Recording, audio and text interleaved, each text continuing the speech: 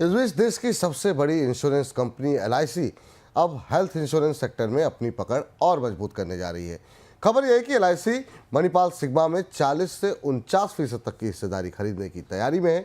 ये deal primary और secondary दोनों हिस्सों में होगी और कंपनी की वैल्यू करीब 3500 करोड़ रुपए आकी गई है। इसका मतलब ये है कि एलआईसी अब हेल्थ इंश्योरेंस के मार्केट में और आक्रामक रुख अपनाने जा रही है। सर, किस तरीके से इस पार्टनरशिप को आप देख रहे हैं और एलआईसी का भविष्य इससे कुछ सुधरेगा? ये बेहद महत्वपूर्ण खबर है और बड़ा घटनाक्रम है। हमने आपको बताया था एक हफ्ते पहले कि एलआईसी इस महीने के अंत तक अपने हेल्थ इंश्योरेंस के अपने कार्यक्रम की, अपनी योजना की घोषणा कर देगी। पहली चीज़ तो भारतीय बीमा बाजार के संदर्भ से समझें हमें से, और फिर उसके बाद हम इस डील के बारे में देखते हैं।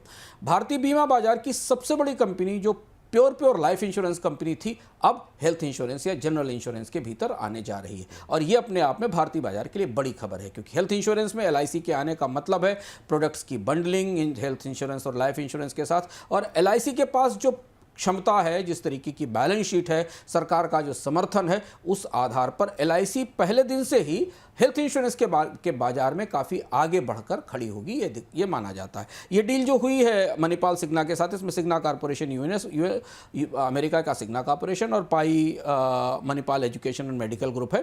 करीब 51% 49% की ये डील है, जिसमें कि डील की वैल्यू 3500 से 3750 करोड़ रुपए है। और ये 3-वे पार्टनरशिप है, यानी इसमें तीनों पार्टनर हैं एलआईसी के साथ, मणिपाल ग्रुप और जो अमेरिकी कॉर्पोरेशन है वो भी इसका पार्टनर है। और ये एलआईसी अब इसके बाद मणिपाल सिग्ना के उत्पादों और हेल्थ इंश्योरेंस के प्रोडक्ट के साथ काम करेगी और उन्हें बाजार में बेचना शुरू करेगी। भारतीय बाजार में कंपोजिट लाइसेंस का ये पहला प्रयोग है, नहीं तो बीमा क्षेत्र में कंपोजिट लाइसेंस नहीं थे। जनरल इंश्योरेंस वाले जनरल इंश्योरेंस बेचते थे और लाइफ इंश्योरेंस वाले लाइफ इंश्योरेंस बेचते थे।